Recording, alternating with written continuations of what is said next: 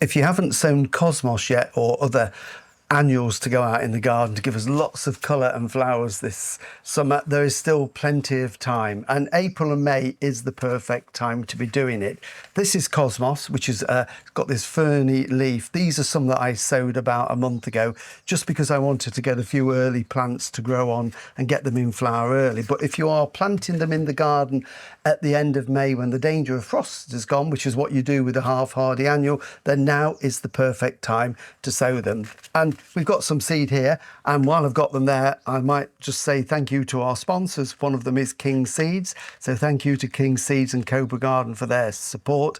And cosmos, as you can see, are really colourful, daisy-like flowers, and they flower literally from July right the way through until the first frost of autumn. And there's a big range of them. Some are single colours. So this one that I'm going to be sowing today is this dwarf purple picotee that grows only to about 40 centimetres or 16 inches. But there are others that will grow to about a metre, over 3 feet. So you can get them for every situation you want, whether you're planting them in a border or you're putting them in pots around a patio. And the great thing about them is the more you deadhead, the more they flower, and they are great for attracting pollinators into the garden.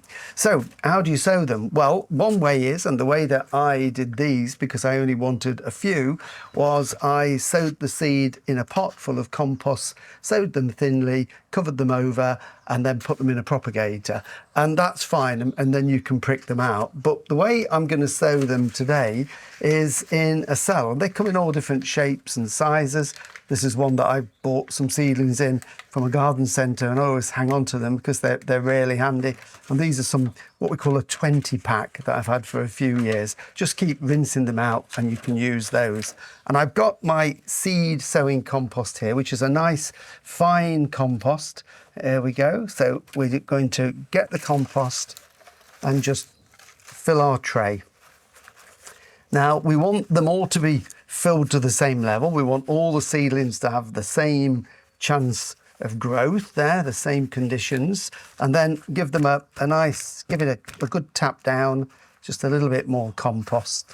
So we want them all to be full. We don't want some full and some only half full. Otherwise they will grow at different rates. And then what I'm going to do is, you can use your finger or a dibber. So probably a finger is ideal for this because it makes a slightly wider hole. Just make a hole about, I don't know, what's that, almost a centimetre deep, really about ½ an inch, depending which way you want to do it. And the aim is, with sowing them in these cell trays, we are not going to disturb the roots, so they will be just taken out. They can be grown on and potted on if you want to, or straight into the garden. So I've got my seed here, and we're just going to open that. And there is, I don't know how many seeds are in a packet of this one. There's about 100 seeds, so more than enough seeds here. I'm not going to sow all of these. My hands aren't very clean with the compost. So we'll put the seeds there. Now, ideally, I want to put 1 seed per hole, but it doesn't matter if I drop a couple in because they're not the easiest to let go. So, but ideally 1 seed. The germination rate is usually really good. But if I do drop 2 in, I'm not going to worry too much, because if they both grow, I'll leave them together as a pair and it will just make a slightly bushier plant. So we just drop in a seed in there like that. So it really is as quick as that. And 1 for luck. What we could do, if we get the odd one miss and we get 2 growing, we could always carefully take 1 of them out to fill the gap so that we get all 20 plants. And they can now be saved for next year. If you put those back in the packet, and I've mentioned this before, the secret is, if you're keeping seeds for the following year, then keep them somewhere really cool.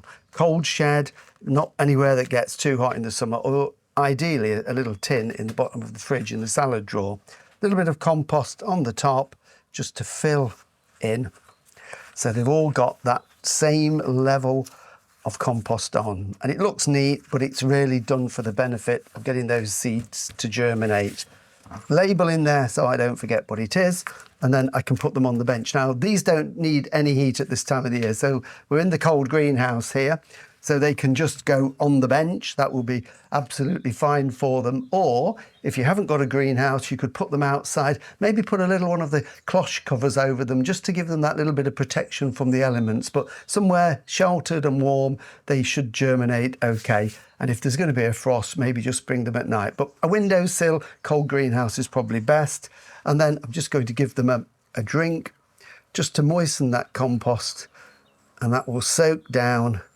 It will start the seeds to swell, and then they usually germinate in a matter of days. So certainly within a week's time, I'm expecting that we'll have nice, strong seedlings pushing through there. So perfect time if you haven't sown your annuals. Now's the time to get yourself some seed and get sowing so you can have some beautiful colour right the way through the summer into autumn.